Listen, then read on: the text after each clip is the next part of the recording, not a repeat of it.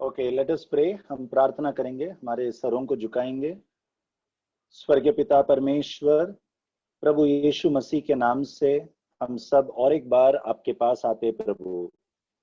इस शाम के अवसर पर हम सबका एक ही इच्छा है कि आपके पवित्र वचन से, सामर्थी वचन से हम आपके अद्भुत बातों को हम समझ सके और केवल हमारा ज्ञान न बढ़े परंतु आपका वचन देदारी होकर हमारे जीवन में हम लागू करें परमेश्वर। इस मकसद से हम इकट्ठा हुए हैं आज शाम को। और एक बार आप हम सबको आशीष कर प्रभु। यस लॉर्ड, हमारे जीवन के परिवर्तन से आशीष कर प्रभु।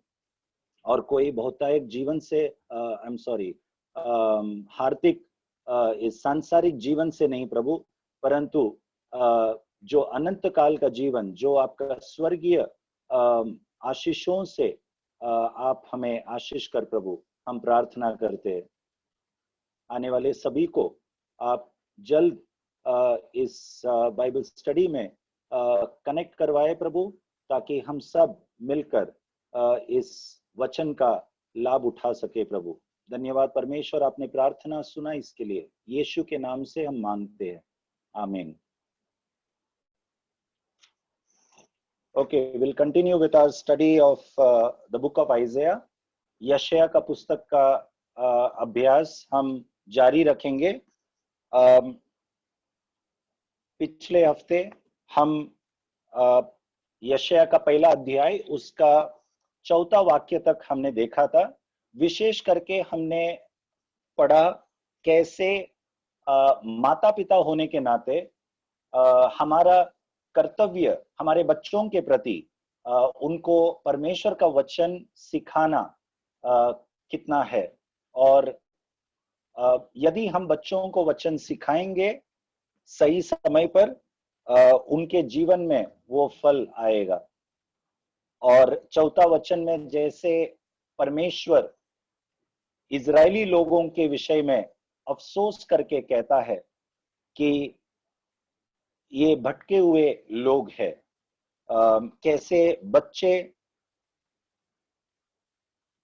भटक गए, या how the children who are corrupters, वो भ्रष्ट हो गए और परमेश्वर को त्याग गए। ओके, और परमेश्वर के क्रोध को उत्साह किया है। ओके, तो हमने ये देखा पिछले हफ्ते कि परमेश्वर से भटक जाना ये एक दिन का कार्य नहीं है, एक दिन में होने वाला चीज नहीं है, परंतु ये काफी समय से थोड़े थोड़े करके परमेश्वर से दूर होकर फिर एक समय आता है जब परमेश्वर से पूरी तरह से त्यागना ये अनुभव होता है। तो हमें इन चीजों को ध्यान में रखते हुए सावधान रहना है। बुद्धिमान माँ बाप या बुद्धिमान व्यक्ति जैसे हम आगे का सोचकर हम स्वयं वचन में रहकर हमारे परिवार को भी वचन में रखने की एक प्रयास, ये प्रार्थना पूर्वक होना बहुत जरूरी है। तो आइए और एक बार 4था वचन पढ़कर हम आगे बढ़ेंगे। यशायाह का पहला अध्याय उसका 4था वचन।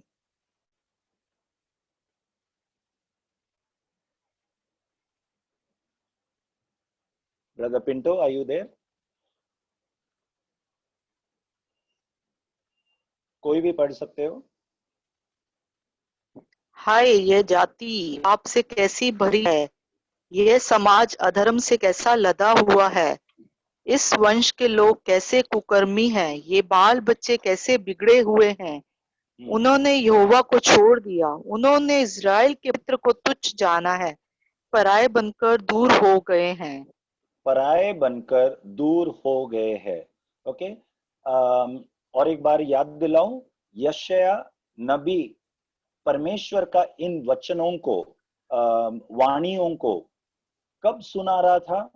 जब उत्तर राज्य इज़राइल असीरिया साम्राज्य का उनके उनके शिकार बन चुके थे।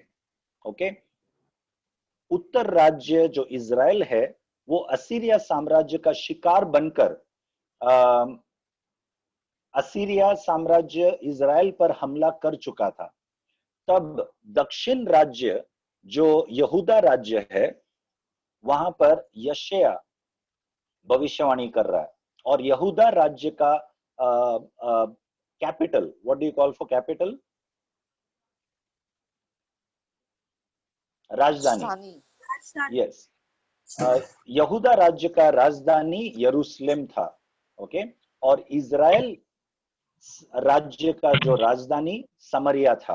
ओके, तो दक्षिण राज्य यहूदा, उसके राजधानी में यरूशलेम में यशायाह नबी प्रचार कर रहा है। ओके, या सावधान कर रहा है लोगों को कि असीरिया इन दुश्मन से सावधान रहे, अपने पाप से मन फिराए। ओके, और जो भटक गए हैं परमेश्वर के पास आने के लिए यशायाह कह रहा है। ओके, आगे बढ़ेंगे। 5वां वाक्य।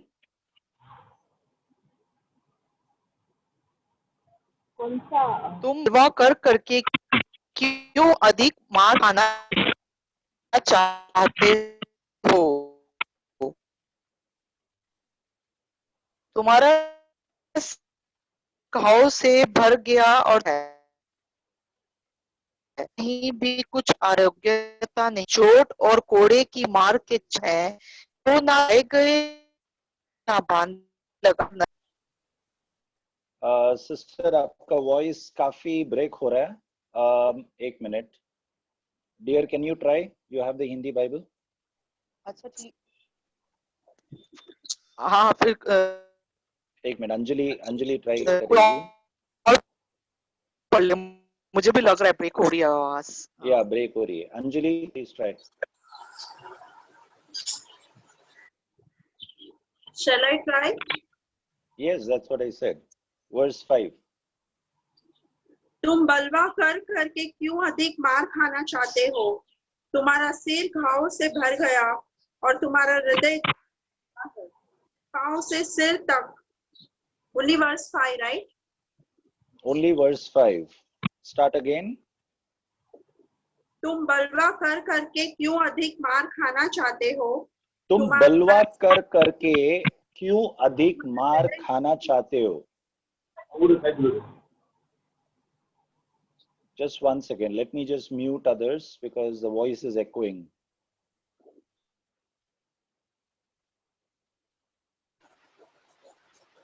Yes, तुम बलवा कर करके क्यों,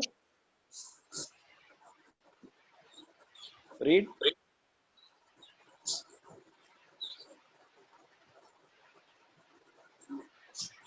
तुम बलवा कर करके क्यों अधिक मार खाना चाहते हो? तुम्हारा सिर घावों से भर गया और तुम्हारा हृदय दुख से भरा है। या तुम बलवा कर करके क्यों अधिक मार खाना चाहते हो? Why should you be stricken again?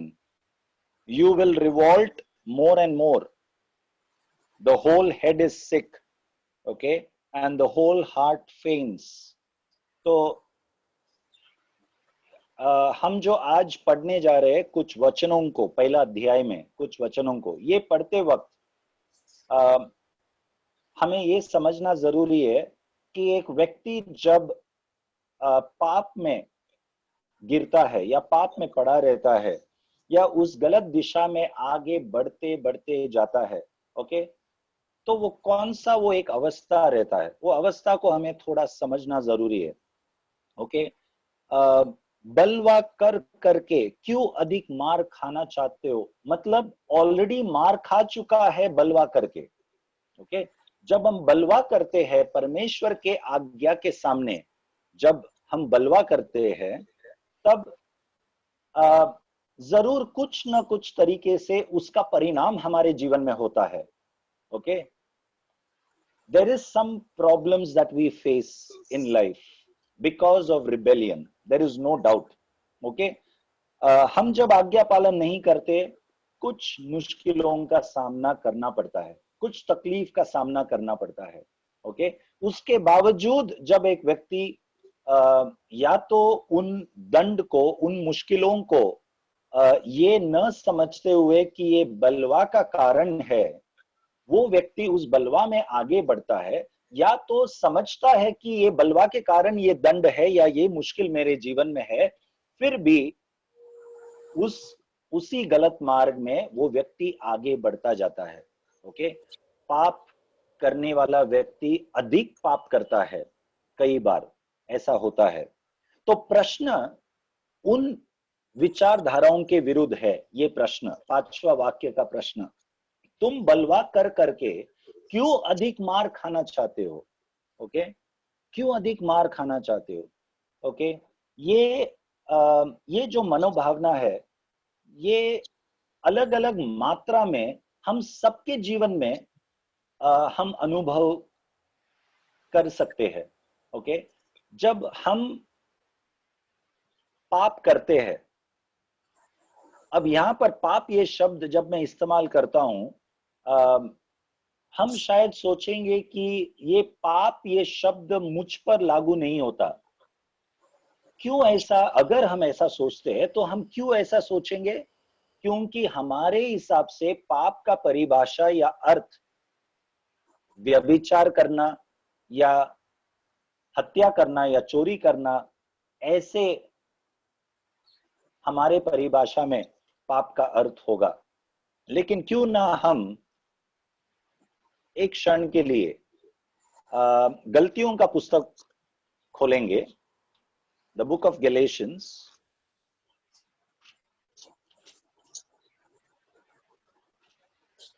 Chapter 5, गलतियों का 5वां अध्याय, उसका 19 वाक्य। Brother Pinto, if you are there you can read. आपका आवाज में बुलंद है।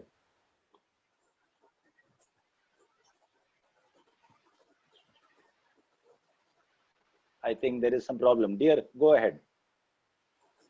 शरीर के काम तो प्रकट है, शरीर के काम तो प्रकट है, अर्थात व्यभिचार, हाँ, गंदे काम, लूचपन, मूर्ति पूजा, टोना, बैर, झगड़ा, ईर्ष्या, क्रोध, विरोध, फूट, विधर्म, डाह, मतवालापन, लीला क्रीड़ा और इनके जैसे और काम है।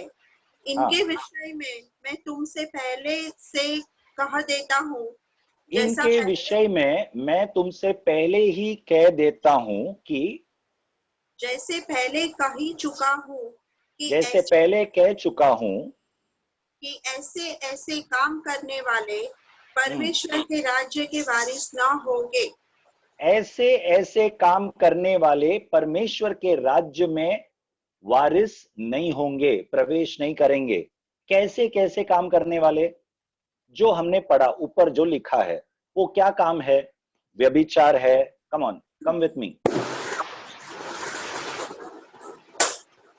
हेलो,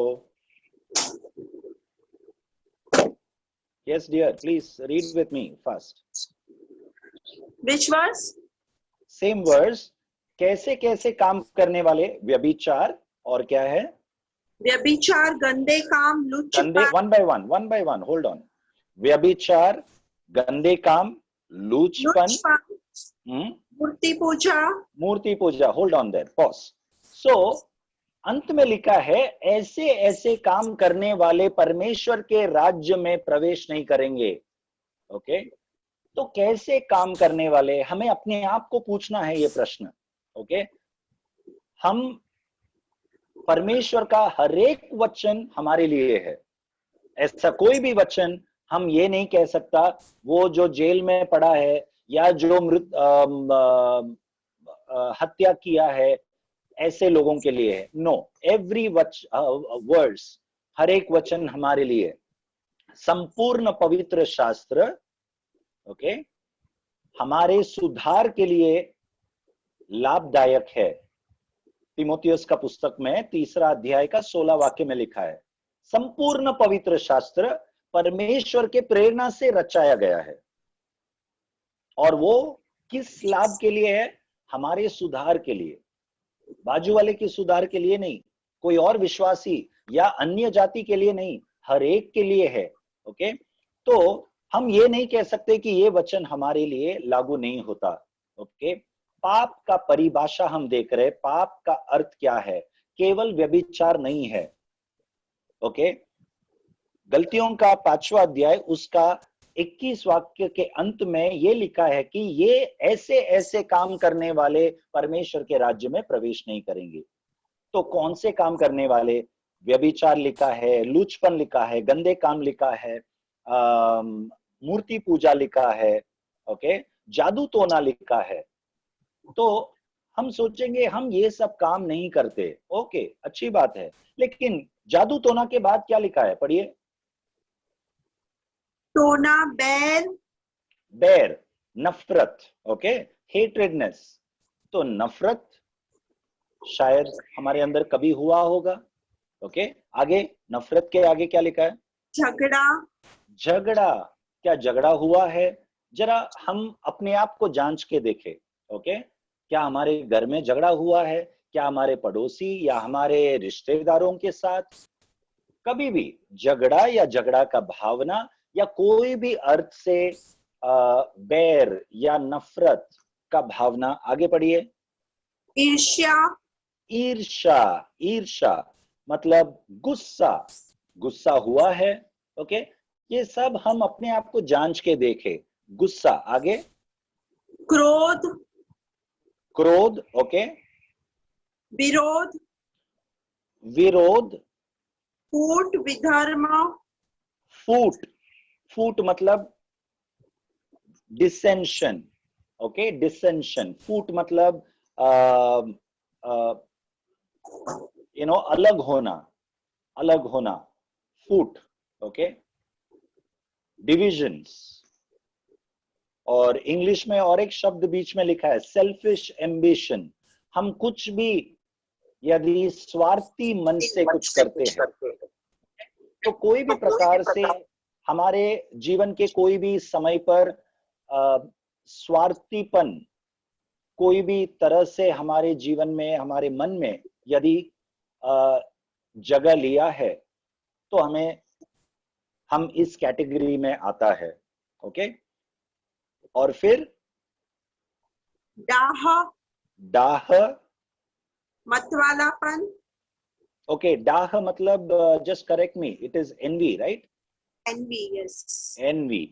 तो डाह क्या है? एनवी क्या है? एनवी दूसरों के पास जो है, ओके, वो मुझे भी चाहिए, ये एक इच्छा। ओके, ये एक इच्छा। अभी उसमें भी कभी कभी शैतान जो है बहुत चालाकी से इन चीजों को हमारे भावनाओं में, हमारे स्वभाव में लेकर आता है, हमें पता भी नहीं चलता कभी कभी। ओके, हो सकता है कि हमारे इतने सालों से इस संसार में रहकर हम जब संसार में या मुंबई शहर में एक प्रकार का एक लाइफस्टाइल है, एक जीने का एक शैली है। ओके, वो लाइफस्टाइल को मैच करना, वो लाइफस्टाइल के तरीके में जीना। ओके, सब लोगों के पास बड़े बड़े घर है। ओके, हमें भी एक घर चाहिए। तो एक अच्छा घर होना, उसमें कोई पाप नहीं है, लेकिन दूसरों के पास है इसीलिए हमें भी ऐसा लगता है कि हमें भी ऐसा एक होना चाहिए, या एक अच्छा कपड़ा दूसरों के पास है इसलिए उस प्रकार का मुझे भी होना चाहिए। ओके, ये बहुत ही चालाकी से ये भावना, ये सोच हमारे अंदरूनी में घुस आता है। ओके, तो हमें सावधान रहना है। मेरा कपड़ा जैसा भी है, भले वो थोड़ा कम पैसे का है, थोड़ा ज्यादा आकर्षित नहीं दिखता, कोई बात नहीं, ऐसा एक सोच, खुद का एक लाइफस्टाइल, दूसरों का लाइफस्टाइल के अनुसार नहीं, दूसरों का जीवन शैली के अनुसार नहीं, लेकिन मेरा एक अलग जीवन शैली है, ये विचारधारा बहुत मजबूत होना बहुत जरूरी है। क्योंकि यदि हम हमारे ही जीवन में हम हमारा ध्यान केंद्रित नहीं करेंगे तो ये envy, what is a word, Hindi word for envy, हम डाहपन में अनजाने में उस मनोभावना में घुस आता है। ओके, तो अंत में लिखा है इन सब चीज करने वाले लोग परमेश्वर के राज्य में प्रवेश नहीं करेंगे। क्या हमारे अंदर गुस्सा, नफरत, बैर, ओके, जलन, जेलसी भी लिखा है, कोई भी प्रकार से कुछ जेलसी हुआ है, झगड़ा हुआ है, ओके, हमें इन सब चीजों से सावधान रहना है, सावधान रहना है। कभी कभी कोई और स्त्री को देखकर मन में कोई ऐसा एक विचार भी यदि आए, तो मत्ती का 5वां अध्याय के अनुसार यीशु मसीह क्या कहता है कि तुमने व्यभिचार कर चुका है। तो विचार भी काफी है व्यभिचार का, हमें शारीरिक तौर से व्यभिचार करना जरूरी नहीं है उस व्यभिचार कैटेगरी में आने के लिए। तो ऐसे हमारे मन को हमें क्या बोलते, सुरक्षित रखना है, हमारे सोच, हमारे विचारधारा को सुरक्षित रखना है। हमारे मकसदों को, हम क्या चीज करते हैं, करने का निर्णय लेते हैं, उस निर्णय का मकसद क्या है, उन मकसदों को पवित्र रखना है, सावधान रहना है। ओके, कौन से मकसद से हम करते हैं, क्योंकि यदि हम वहां पर थोड़ा भी छूट दे दे, सांसारिक तरीके से हम सोचेंगे, तो ऐसे काम करने वाले परमेश्वर के राज्य में प्रवेश नहीं करेंगे। वचन स्पष्ट है, वचन स्पष्ट है। तो केवल हत्या करने वाले जो जेल में बैठा है, केवल वे लोग नरक में जाएंगे ऐसा नहीं है। हमारे लिए भी ये संभव है यदि हम सावधान नहीं रहेंगे। तो हम ये वचन क्यों देखा, क्योंकि पाप का अर्थ, असली अर्थ हमें समझना बहुत जरूरी है। ओके, तो 5वां वाक्य, यशायाह का 1 अध्याय, उसका 5वां वाक्य क्या कह रहा था कि why should you be stricken again? Read. तुम बलवा कर करके क्यों अधिक मार खाना चाहते हो? क्यों अधिक मार खाना चाहते हो?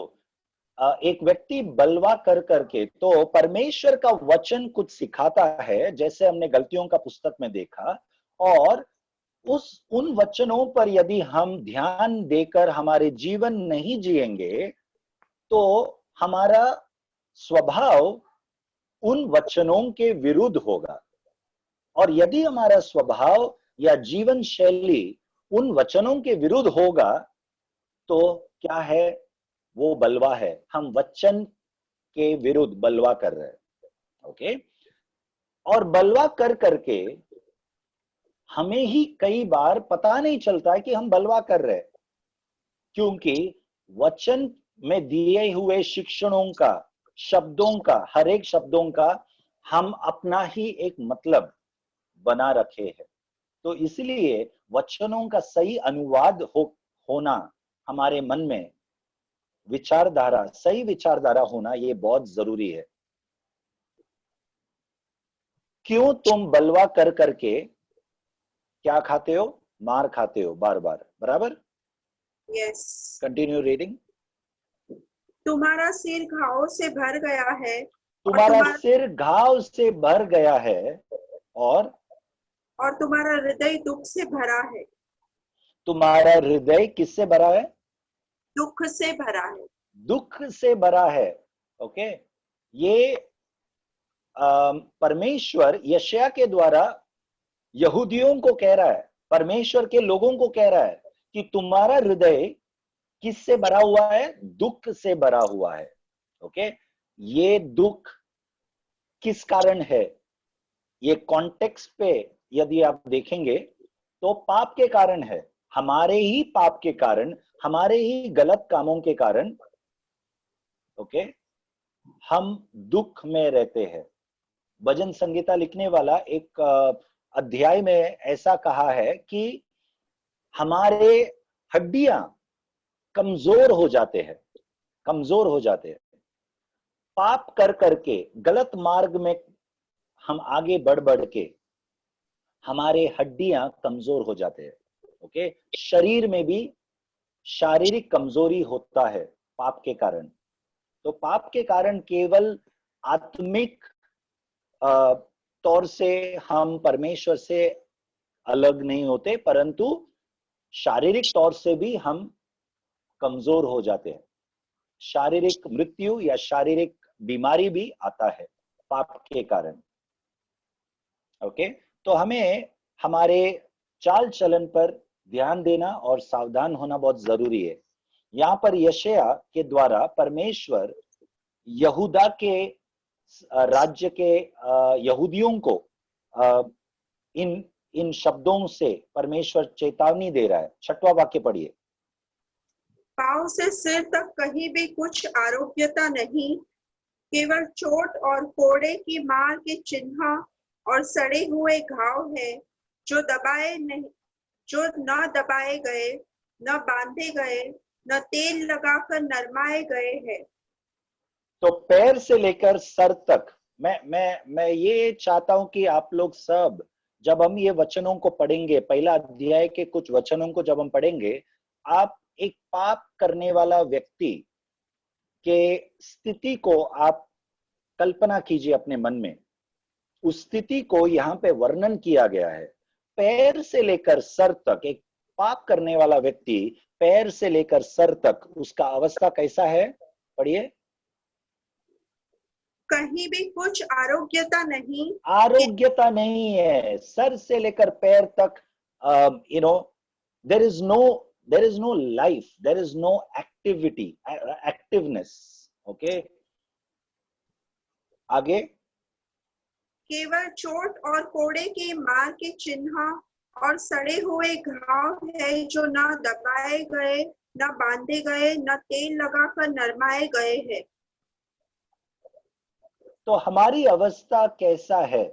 ओके, क्या हम हमारे आत्मिक जीवन में सामर्थ्य है?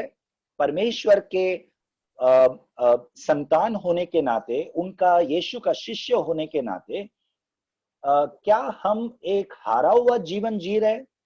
क्या हम पाप में दबा हुआ है? क्या हम विजयवन जीवन नहीं जी रहे? ओके, यदि हम पाप में हारा हुआ जीवन जी रहे, हम कोशिश कर रहे हैं कि हम पाप से विजय पाए, लेकिन हम नहीं हो पा रहे, तो एक कमजोर अवस्था है। जहां जैसा यहाँ पर वर्णन किया है, वो एक कमजोर अवस्था है। हमारे आत्मिक जीवन बलवंत होना बहुत जरूरी है। ओके, कुछ भी आकर, कोई भी आकर कुछ भी कह लिया, या हमारा परिस्थिति थोड़ा सा बदल गया, थोड़ा कठोर हो गया हमारा परिस्थिति, तुरंत ही हम आत्मिक जीवन में कमजोर हो गए। ये परमेश्वर का हमसे ये आशा नहीं है।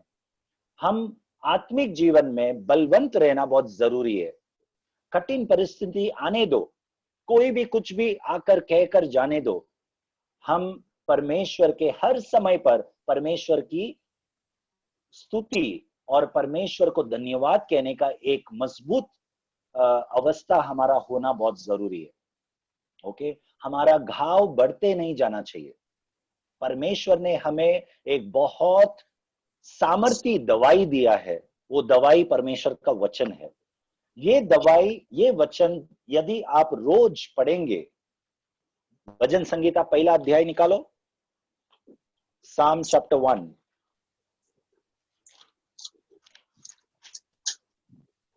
धन्य है वो व्यक्ति, पढ़िए। क्या ही धन्य है वह पुरुष जो दुष्टों की युक्ति पर नहीं चलता, और न पापियों के मार्ग में खड़ा होता, और न ठट्ठा करने वालों की मंडली में बैठता है। तो धन्य है वो व्यक्ति जो अपने जीवन में, मैं अपने तरीके से इस वाक्य को मैं अपने परिभाषा में मैं बोलता हूं, धन्य है वो व्यक्ति जो अपने जीवन में एक स्टैंड लेता है, एक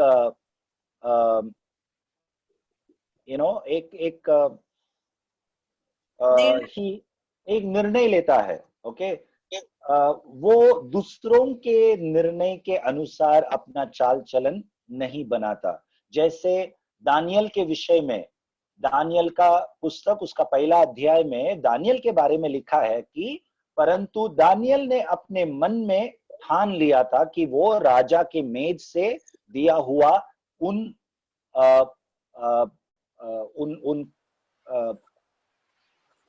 खाना को जो भी परोसा गया है, यस, वो नहीं खाएगा। तो दानियल ने अपने मन में ठान लिया था। तो धन्य है ऐसे लोग जो अपने मन में ठान लेते हैं। क्या ठान लेते हैं? कि दुष्टों के मार्ग में मैं खड़ा नहीं रहूंगा, दुष्टों का बोलती मैं नहीं बोलूंगा, उनका भाषा मैं नहीं बोलूंगा, ओके, गलत चीजें मैं नहीं सोचूंगा। मेरे मन में जब ऐसे गलत विचार जब प्रवेश करना चाहेगा तब भी मैं उन गलत विचारों को रोकूंगा, ओके। तो धन्य है ऐसे लोग।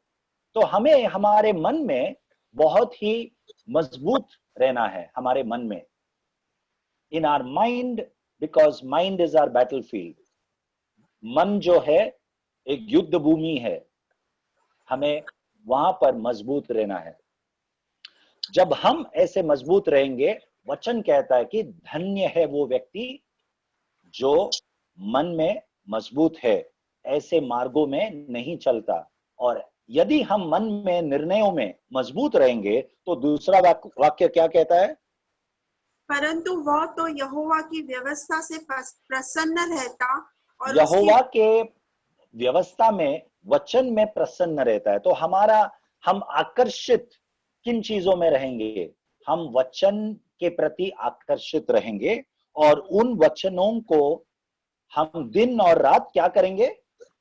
ध्यान करता रहता है, ध्यान करता रहता है, मनन करता रहता है। दिन और रात इन वचनों पर हम मनन करेंगे, ओके। ये नहीं कहता कि दिन और रात हम वचन पढ़ते रहेंगे, लेकिन वचन जो आपने शायद सुबह पढ़ा है, उन वचनों को आप मनन करते रहेंगे। और यदि आप ऐसे करेंगे तो तीसरा वाक्य क्या कहता है? वह उस वृक्ष के समान है जो बहती नालियों के किनारे लगाया गया है और अपनी ऋतु में फलता है और जिसके पत्ते कभी मुरझाते नहीं, इसलिए जो कुछ वह पुरुष करे वह सफल होता है। जो कुछ वो पुरुष करे वो क्या होता है? बोलिए, सफल होता है, ओके।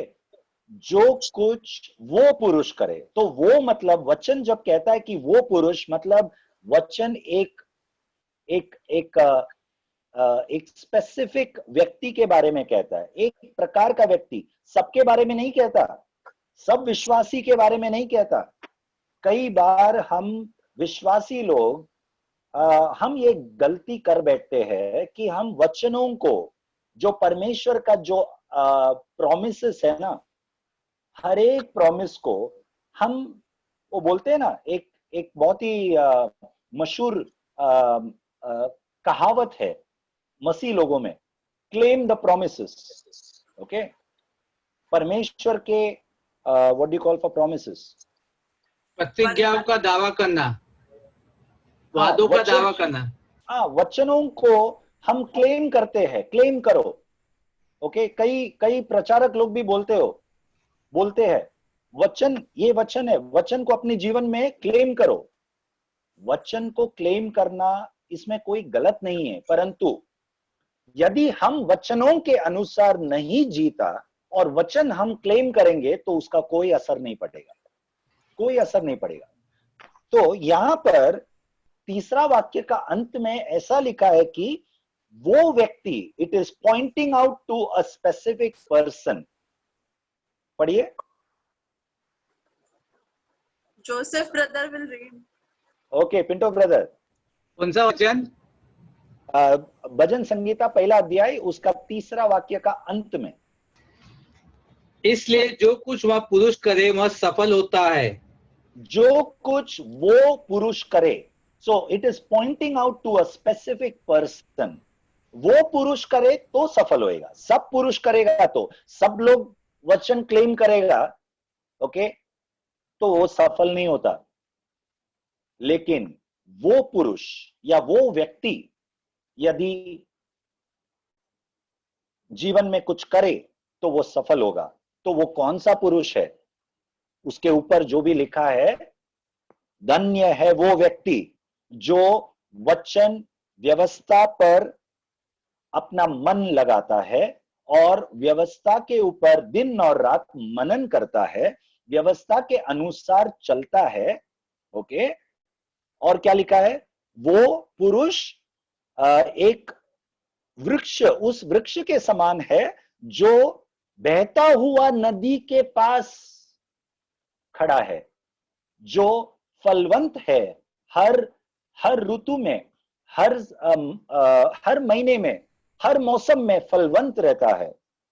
वो पुरुष जो दुष्टों के मार्ग में नहीं चलता, वो पुरुष जो दुष्ट के अनुसार नहीं जीता, दुष्ट के भाषा नहीं बोलता, ऐसा पुरुष जो भी करे वो सफल रहेगा। So let us be careful when we claim promises. Before claiming promises, we have to introspect. Are we living according to the commandments, what God has spoken? क्या हम परमेश्वर के वचन के अनुसार जी रहे? तो हमें हक है उनके वचनों को क्लेम करना, ओके, हमारे जीवन में। तो मैंने ये क्यों कहा? क्योंकि यशायाह का पहला अध्याय उसका 6वां वाक्य में हमने पढ़ा कि पाप करने वाला व्यक्ति सर से लेकर पैर तक कौन से अवस्था में है? पढ़िए। सर, पांव से सिर तक कभी भी कहीं भी कुछ अयोग्यता नहीं। आरोग्यता नहीं है। आरोग्यता क्यों नहीं है? What is the context? कौन से कॉन्टेक्स्ट पे हम ये पढ़ रहे हैं? और आरोग्यता नहीं है क्योंकि पाप में पड़ा है, परमेश्वर के विरुद्ध बलवा किया है। ओके, इसीलिए सर से लेकर पैर तक आरोग्यता नहीं है। उसके घाव का क्या अवस्था है? पढ़िए।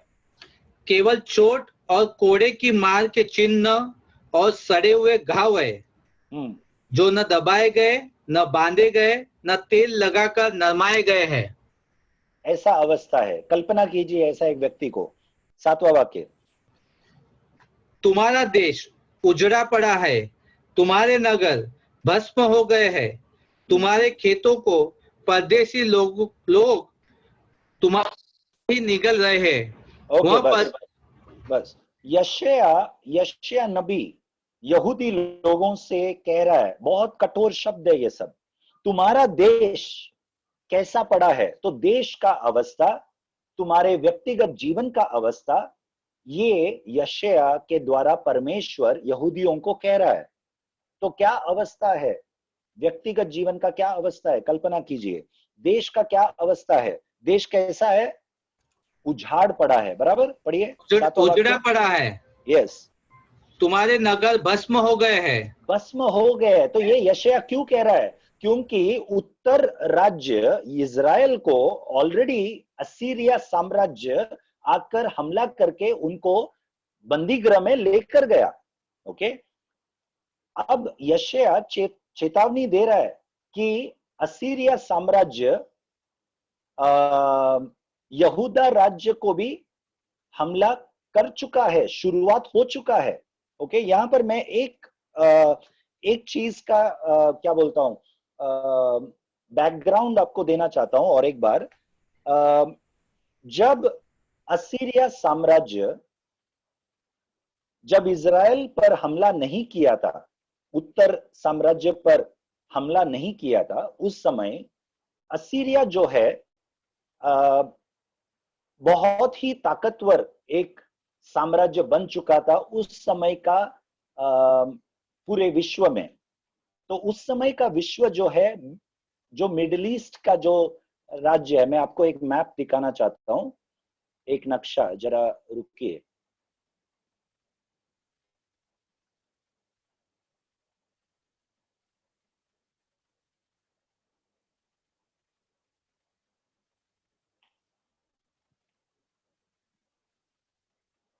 Okay, look at this map.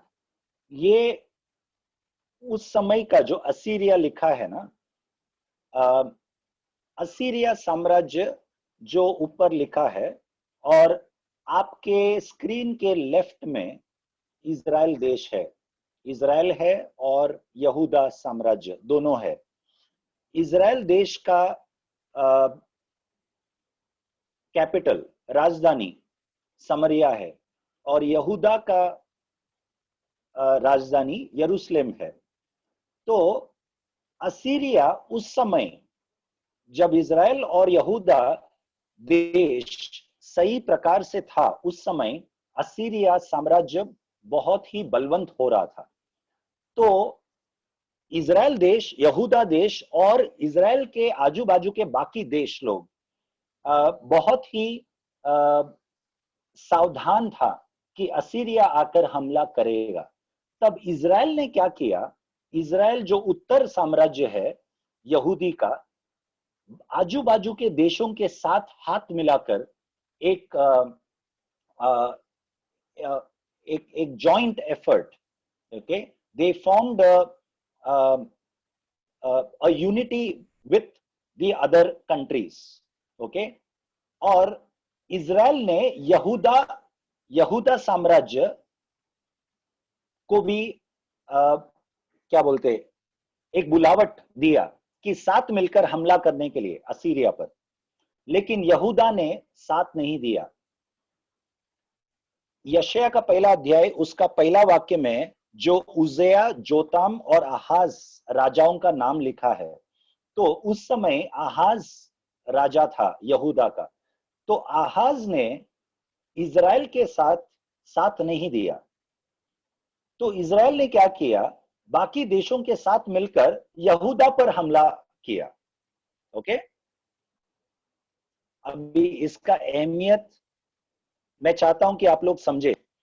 Israel ने यहूदा पर हमला किया। इजराइल भी यहूदी लोग है और यहूदा भी यहूदी लोग है, लेकिन क्योंकि यहूदा साम्राज्य ने राज्य ने इजराइल के साथ नहीं दिया असीरिया पर हमला करने के लिए, इसीलिए इजराइल बाकी देश के साथ मिलकर अपने ही यहूदी भाइयों पर हमला किया, यहूदा।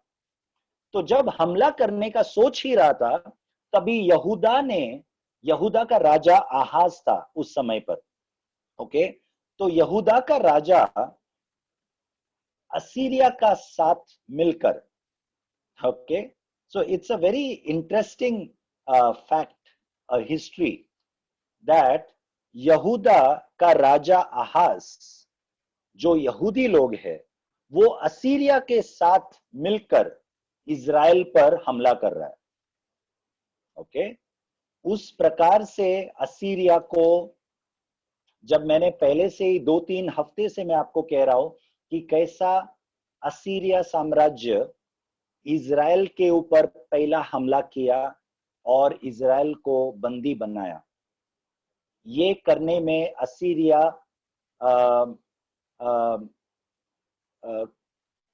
क्या बोलते, विक्टोरियस कैसा हुआ, विजय कैसा हुआ। इजराइल के ही दक्षिण भाई लोग, यहूदा का राजा आहाज असीरिया का साथ दिया और असीरिया को इजराइल पर हमला करने के लिए मदद किया। उस प्रकार से असीरिया इजराइल के ऊपर हमला करके विजयवंत हुआ। और अब असीरिया कहां पर है? असीरिया साम्राज्य अब इजराइल देश के ऊपर है। ओके, अब तक यहूदा राज्य, जो दक्षिण यहूदियों का राज्य, उस पर असीरिया हमला नहीं किया है। ओके, तो यहूदा को लग रहा है, आहाज राजा को लग रहा है कि अभी हम लोग सुरक्षित है, इजराइल हम पर हमला करने वाला था, लेकिन हम लोग असीरिया का साथ देकर इजराइल पर ही हमला कर दिया। लेकिन थोड़े समय के बाद असीरिया साम्राज्य यहूदा पर भी हमला कर दिया। Okay, so this is how the Assyrian empire spread in the regions of the world at that time. Israel पर और यहूदा पर हमला कर दिया। ओके, अब असीरिया इजराइल और यहूदा पर हमला करने के बाद कुछ सालों के बाद मिस्र देश, द इजिप्ट एम्पायर, मिस्र देश ने असीरिया पर हमला किया। मिस्र देश ने असीरिया पर हमला किया और मिस्र देश अपना साम्राज्य चलाया कुछ साल तक, और उसके बाद बेबीलोन साम्राज्य मिस्र देश के ऊपर हमला करके बेबीलोन का साम्राज्य यहूदी लोगों को अपने देश में, बेबीलोन देश में बंदी बनाकर लेकर गया। नक्शा में आपको दिखाई दे रहा है बेबीलोन कहां पर है। ओके, सो बेबीलोन इस देश में जब यहूदी लोग बंदी बन के चले गए, वहां पर था दानियल का पुस्तक जो हम पढ़ते हैं। ओके, तो दानियल का पुस्तक में जब हमने पढ़ा कि यहूदी लोग को बेबीलोन का राजा नेबुकदनेस्सर ने बंदी बनाकर लेकर गया, लेकिन उसके पहले दो साम्राज्य यहूदियों के ऊपर ऑलरेडी राज कर रहा था। वो कौन सा था? असीरिया और मिस्र देश का साम्राज्य। ओके, तो ये मैंने आपको बैकग्राउंड क्यों कहा, क्योंकि शुरुआत कहां से हुआ? असीरिया साम्राज्य से शुरुआत हुआ, उसके बाद मिस्र देश का साम्राज्य, और फिर बेबीलोन का साम्राज्य जो 70 साल तक यहूदियों को बंदी बनाकर रखा। ओके, तो ये शुरुआत जानना बहुत जरूरी है जो असीरिया से हुआ। ओके, ये क्यों जानना जरूरी है? क्योंकि असीरिया साम्राज्य ये उस समय के विश्व भर में देशों में बलवंत कैसे हुआ? दुश्मन बलवंत कैसा होता है? जब हम परमेश्वर के मार्ग में नहीं चलते हैं। This is the main thing that we need to know. Okay, ये समझने के लिए मैंने आप लोगों को ये बैकग्राउंड बताया। दाऊद जब राजा था इजराइल का, और सुलेमान जब राजा था, तब इजराइल देश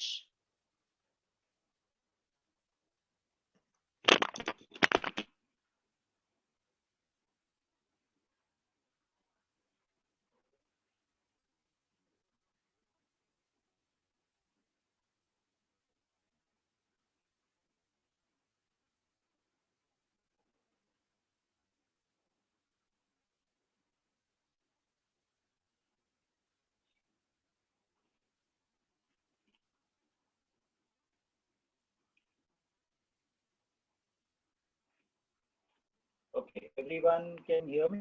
सबको सुनाई दे रहा है?